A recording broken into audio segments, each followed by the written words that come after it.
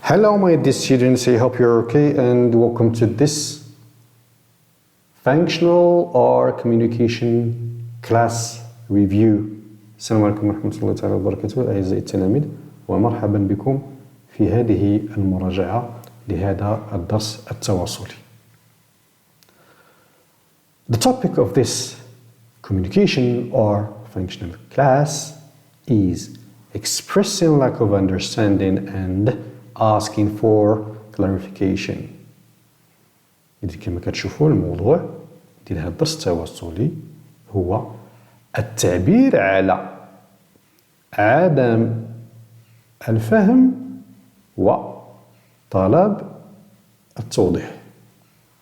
Okay?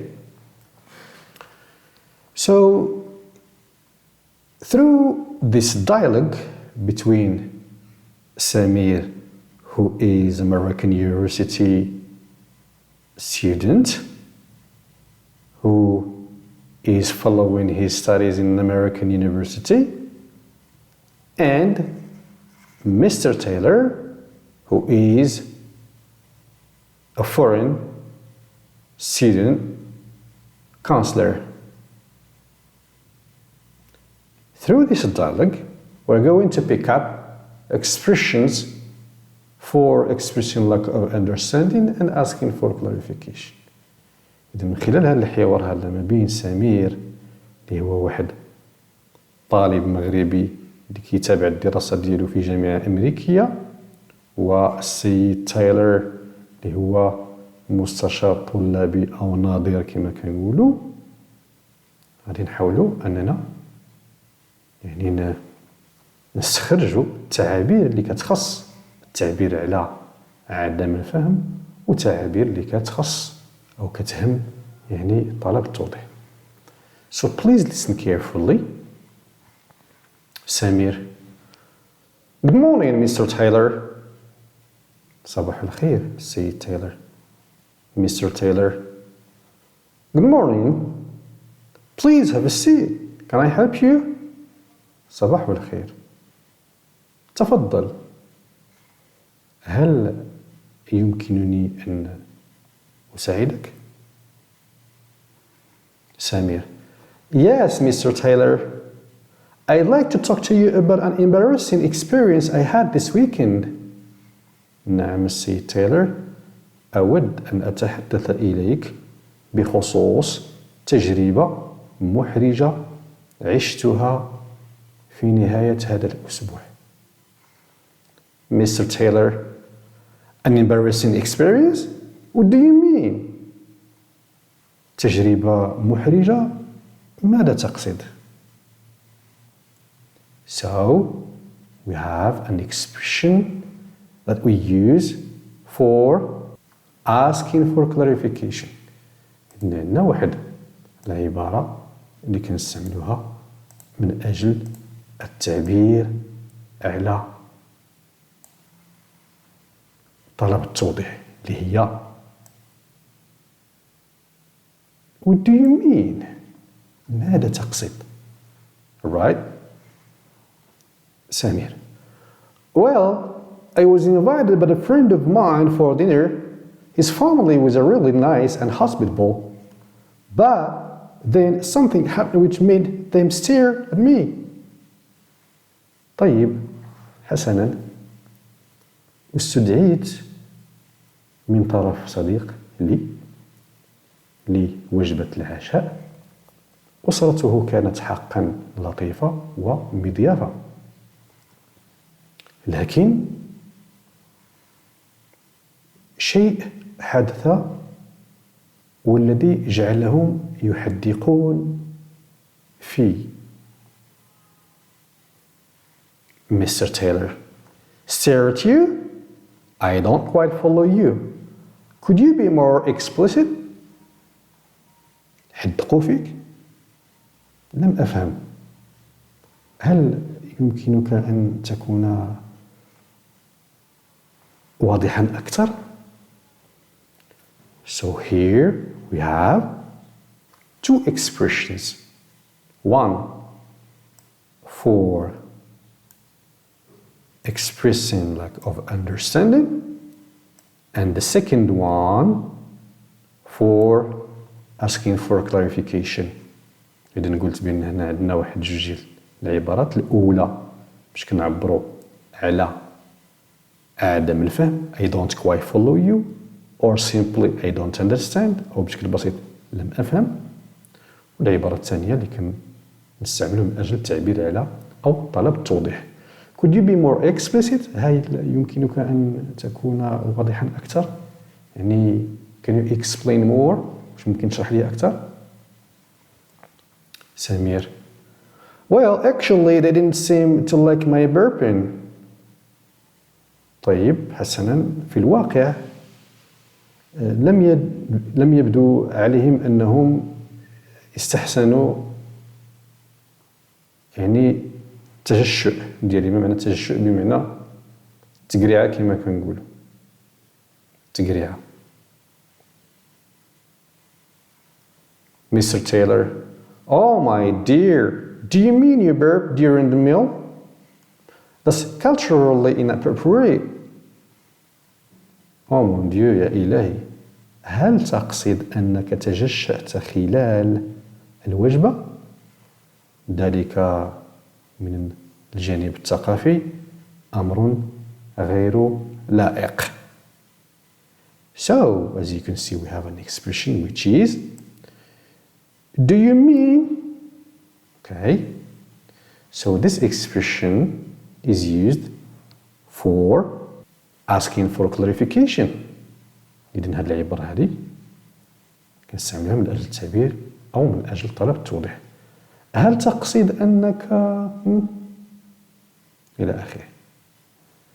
سمير What do you mean by culturally inappropriate? ماذا تعني بثقافيا الأمر غير لائق؟ So here also we have an expression which is do you mean؟ اللي هي هذه. ماذا تقصد بثقافيا الأمر غير لائق؟ Mr. Taylor Well, what I'm trying to say is that what you did is not acceptable in our society. حسناً ما أحاول قوله هو أن ما قمت به شيء غير مقبول في مجتمعنا. It's even sorry to use the word disgusting. إن الأمر حتى أن الأمر واسمح لي إذا استعملت هذه الكلمة هذه مقزز. سمير Oh dear But I was told in my family to thank God whenever I burp. يا إلهي لكن تعلمت في أسرتي أو لقنت لأن الباسيف فويس هو هذا طبعا احنا مقبلين عليه لقنت تعلمت في أسرتي أن أشكر الله كلما تجشأت كلما تقرعت. Mr. Taylor Really? In that case, all you've got to do is explain the matter to your friend. حقا في هذه الحالة وفي تلك الحالة كل ما عليك فعله هو شرح المسألة أو أن تشرح المسألة لصديقك. سمير Thanks, Mr. Taylor. Mr. Taylor You're welcome. إن أعزائي التلاميذ بعد ما قرينا هذا الحوار وفهمناه من ناحية الفوكابيلير ومن ناحية العبارات اللي استخلصنا يعني منه فيما يخص التعبير على عدم الفهم وطلب التوضيح نمشيو نشوف واحد القائمة ولا واحد الجدول اللي مطلوب منكم بطبيعة الحال أنكم تملئوه بكلا الجانبين. أوكي وكذلك غادي تزيدوا عبارات أخرى وأكيد أن الأساتذة راه كيزيدوا أنهم يعني كيزيدوا عبارات أخرى كيسجلها معكم.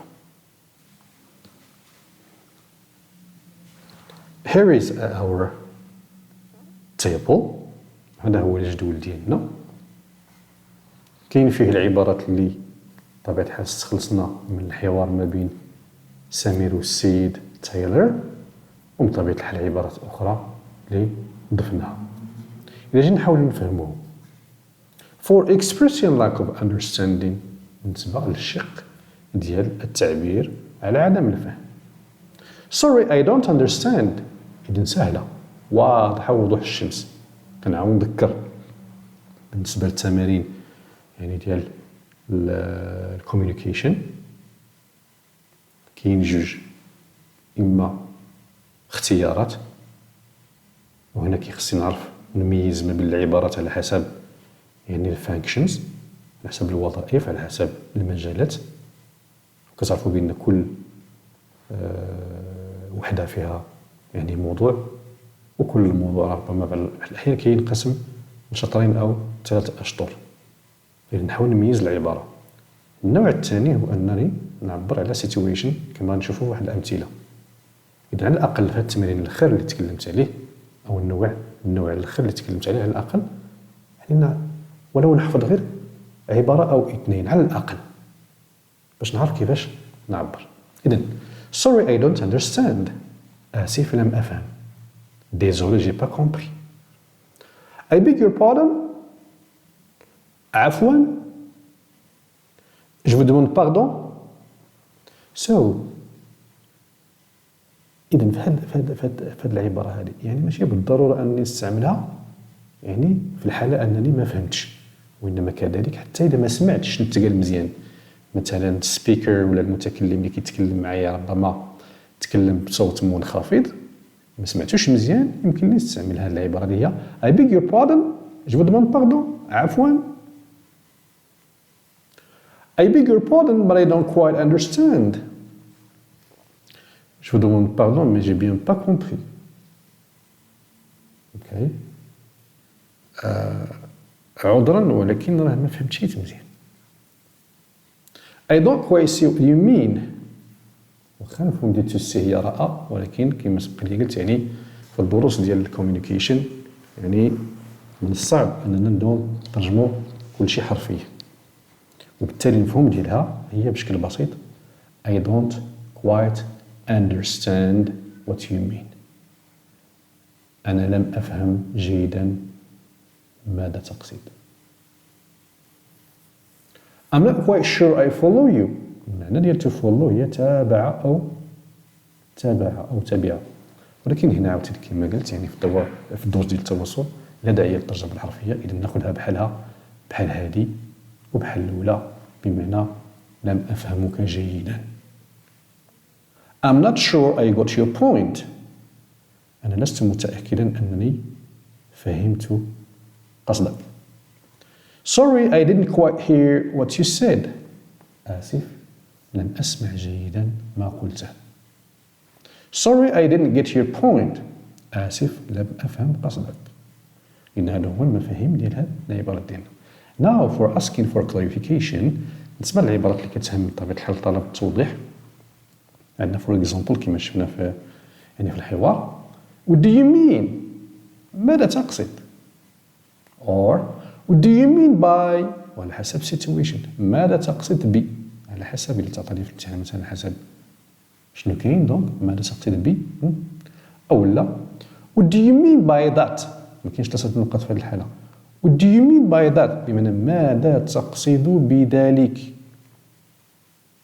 Do you mean ونكمل على حسب هل تقصد نكمل ونفضلكم ما نساوش الكويشن ماركس. لاحظوا معايا راه كاين الكويشن ماركس او العلامات ديال الاستفهام في جميع يعني التعابير ديالنا اللي كتهم طلب التوضيح. Could you give me an example or can you give me an example or can you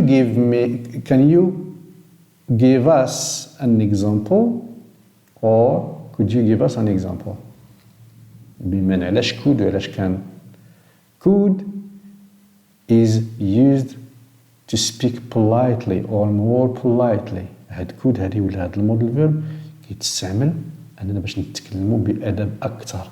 فوقاش كنتكلموا بادب or formally in English او بشكل رسمي يعني في اللغه الانجليزيه، هي ملي كنتكلموا مع شي شخص اللي ما تنعرفوش او شي مدير او رئيس ديال شي قسم. اوكي، على اي حيت نبغي نهضر يعني بشكل يعني يعني بشكل رسمي او يعني بادب اكثر، يعني كنستعمل الموديل كود. لكن الا كنت كنتكلم مع صديق ديالي او اخ ديالي او اخت، يعني ما كاينش هنا رسميات بيناتنا، وبالتالي كنيوز كان. هذا هو الفرق ما بين كود وكان. هادشي علاش ارتأيت اننا نديرهم هكذا. وعلى اي يعني ماشي بالضروره يعني نتفرقوا ما بين واش رسمي واش مرسوم، ولكن على اي الا حفظت غير وحده بعدا من هادو عرفت كيفاش نعبر على السيتويشن ديالي، هذاك راه يعني مجهود كبير. اذا قلت هنايا could you give me an example، هل يمكنك ان تعطيني مثالا، او could you give us an example، هل يمكن ان تعطينا بالجمع يعني مثال. ونفس الشيء اذا كنت كنتكلم مع صديق او صديقه او اخت او اخ. could you say that again please، هل يمكنك ان تقول ذلك مرة اخرى، أو أن تعيد ذلك مرة أخرى من فضلك. ولاحظوا معايا ما نساوش بليز لأن كنتكلم بأدب، سي فو بلاي. نفس الشيء حتى بالنسبة للعبارة بحال هذه could you repeat please، هل يمكنك أن تعيد من فضلك. est-ce que vous pouvez répéter s'il vous plaît. could you or can you clarify that please، هل يمكنك أن توضح ذلك من فضلك. could or can you be more explicit، كما قلنا في النص هل يمكنك أن تكون واضحا أكثر أو دقيقا أكثر. could you explain what you mean by and so on، هل يمكنك أن تشرح ما تقصده ب، وعلى حسب الحالة. could you put it differently please، لاحظوا معايا يعني put هي وضع في المعنى الحقيقي put، ولكن لا كما قلنا يعني في الدروس ديالنا ديال التواصل لا داعي للترجمة. إذن بحال العبارة هذه بحال العبارة في المعنى وبحال العبارة في المعنى فقط، يعني العبارات أو الكلمات هما اللي مختلفين. إذن هل يمكنك أن تشرح يعني أو أن تقول ذلك بشكل آخر. أوكي، أو تشرح لي بشكل آخر différemment please من طبيعة الحال. could you be more specific please، بحال could you be more explicit، هل يمكنك أن تكون دقيقا أو هل يمكنك أن تكون واضحا أكثر. So my dear students, after having understood our class, let's do an exercise to understand more.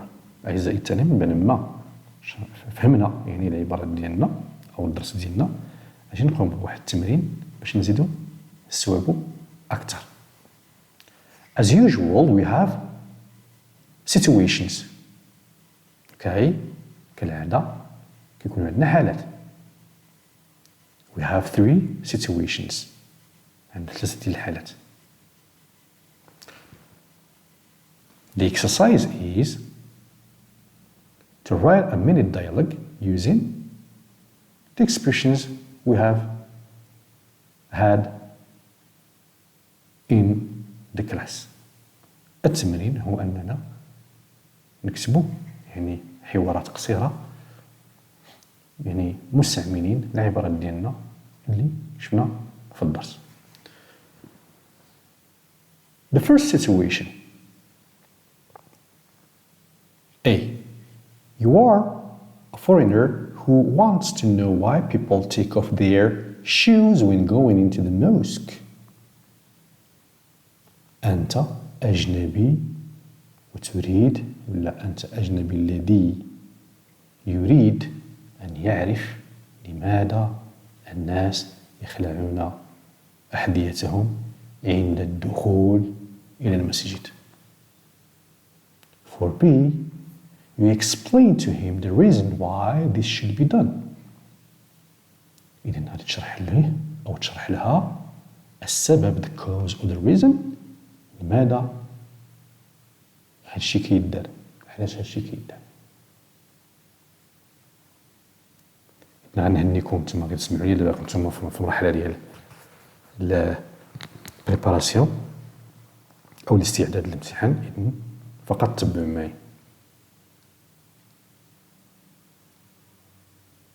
So for example, in this situation we can say، في هذه الحالة ربما نقولوا for example the foreigner الأجنبي. Sorry, I don't understand why people take off their shoes when going into the mosque. Could you clarify that please? Can you clarify that please? إذا الأجنبي شنو قال؟ آسف، لا أفهم لماذا الناس كما قلنا كيخلعوا الأحذية ديالهم عند الدخول للمسجد. هل يمكنك أو هل يمكنك توضيح ذلك من فضلك؟ هانتوما كتشوفوا راني نحاول نكتب العبارات ديالنا اللي كتخص يعني عدم أو التعبير عدم الفهم بالأحمر، وطلب التوضيح بالأخضر باش يمكننا نفرقوا بيناتهم.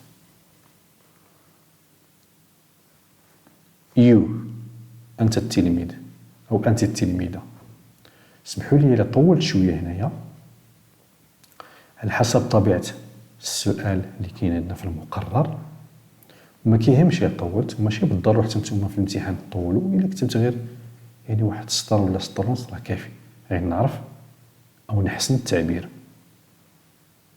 يعني شنو جاوب التلميذ هنا على التساؤل ديال الأجنبي أو الأجنبية؟ Let me explain that. Well, first, Muslims even wash their feet outside before entering the mosques. Second, they go barefoot inside such sacred areas as it's an aspect of cleanliness, and also to prevent damage or dirt to the carpets that cover the floor, as well as people kneel and put their foreheads on the carpets to pray. إذا كما قلت واخا هادشي طويل، ولكن على الأقل نستفدوا من الفوكابولير، خاصة اللي نقصوا الفوكابولير. شنو قلت هنا كإجابة للسؤال أو التساؤل ديال الأجنبي أو الأجنبية؟ دعني أشرح الأمر، أو دعني أو دعيني أشرح ذلك. طيب حسنا، أولا المسلمون يعني يغسلون أقدامهم أيضا، أو حتى أن المسلمين ماشي غير أنهم ما كيدخلوا شيء يعني بالأحذية ديالهم المساجد، وإنما حتى أنهم يعني يغسلون أقدامهم خارجا قبل الدخول إلى المساجد. ثانيا يذهبون يعني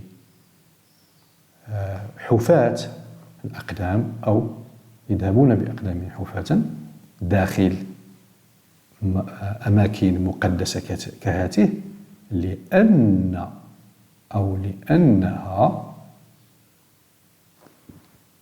أو لأنه مظهر من مظاهر النظافة، وكذلك من أجل تجنب يعني إلحاق الضرر أو الوسخ بالزرابي التي تغطي الأرض، بالإضافة إلى الناس يعني يركعون أو يجثون على يعني الركبتين، ويضعون جباههم، يوضعوا الجباه ديالهم على الزرابي من أجل الصلاة.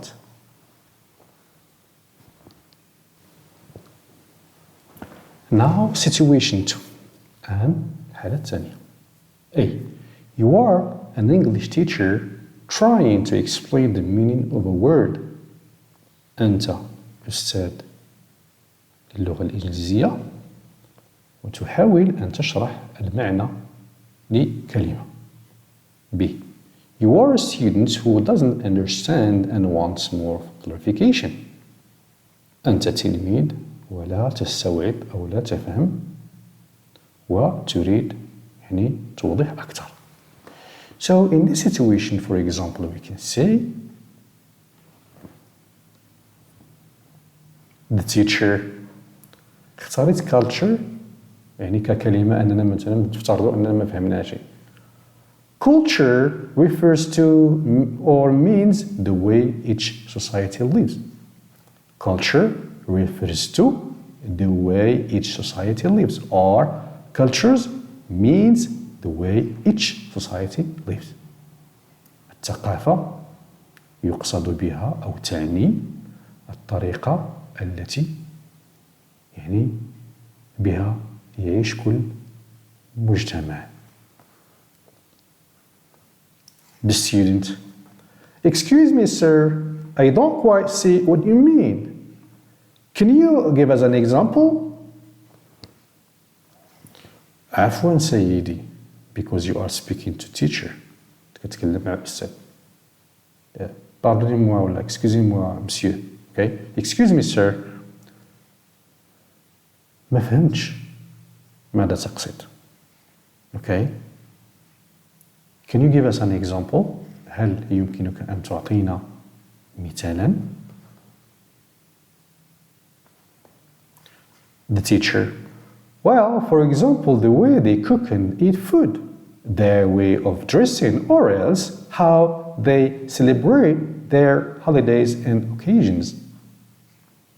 حسنا، مثلا طريقة باش يطيبوا وياكلوا الأكل، الطريقة ديال اللباس ديالهم، وكذلك الكيفية باش يحتفلوا بالأعياد ديالهم والمناسبات.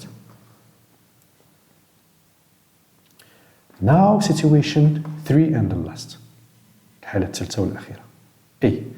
You are a doctor telling your patient what medicine to take. أنت طبيب وتخبر المريض بنوع الدواء الذي يجب عليه أن يتناول. B. You are a patient who is a bit confused and want more clarification. أنت مريض أو أنت مريضة، شيئا ما حائرة أو حائر أو مشوشة أو مشوش أو مرتبكة أو مرتبك، وتريد أو تريدين وضوحا أكثر. So in this situation we can say, for example, the doctor, well, the checkup shows that you have depression symptoms, so you have to take X medicine that I'm prescribing you regularly and كما سبق لي قلت واخا طولت شي شوية هنايا، وإنما الغرض ديالنا هو غير نجاوب على السؤال وعلى حسب طبيعة السؤال اللي كاين في المقرر بطبيعة الحال. وكما قلت لكم ما راكمش مطالبين انكم تكتبوا هذا الشيء كامل. اذا الطبيب شنو قال بعد ما فحص بطبيعة الحال المريض؟ حسنا، الفحص يبين بأن لديك أو لديك اكتئاب أو أعراض الاكتئاب. هذا باش قلت واخا على الأقل واخا شي أمور علمية وهذا نستافدوا من الفوكابيولار، علاش لا؟ إذن الفحص يبين أو أظهر بأنك أو بأنك لديك أو لديك أعراض اكتئاب. إذن يجب عليك أو يجب عليك تناول الدواء إكس، ما بغيت نسميه حتى شي دواء إكس الذي أنا بصدد وصفه لك أو لك، يعني تاخذه بشكل منتظم. واستناوى بمعنى الطبيب يعني مسترسل في الكلام مازال ولكن المريض أو المريضة قطعته. The patient: Sorry to interrupt you, doctor, but I'm a bit confused about the medicine.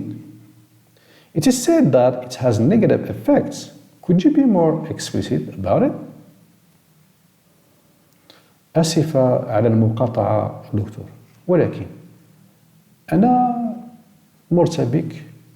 مرتبك شيئا ما حول هذا الدواء. يقال بأن لديه نتائج سلبية. هل يمكنك أن تكون واضحا حوله؟ The doctor: On the contrary, it helps a lot decrease depression and relieves anxiety disorders, heart diseases and obesity. ولا لاحظتوا بأني راه كنحاول ما أمكن ندخل حتى اللينكين وورز ديالنا مادام يعني شفناهم مؤخرا وراجعناهم. اوكي، ماشي غير في هذا يعني سيتويشن هذا، وانما في سيتويشنز قبل كنحاول ما امكن ندخل شي شويه حتى اللينكين وورز ديالنا باش يعني نستانسوا بهم او نولفوهم ريتنا يعني يوصل ان شاء الله موعد الامتحان الوطني. اذا هنا في الاخر شنو قلت الدكتور؟ شنو قال؟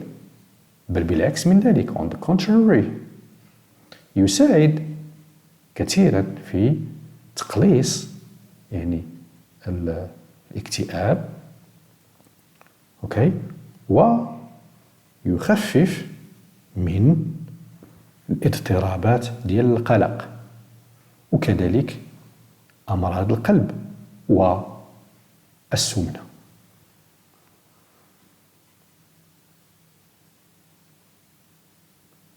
My dear students, thank you very much for your attention. I wish you good luck and see you soon inshallah in another class review. أعزائي التلاميذ، شكرا على حسن الإحصاء والمتابعة، وإلى اللقاء قريبا إن شاء الله في مراجعة أخرى لدرس جديد، وكنتمنى لكم حظ موفق. إلى اللقاء.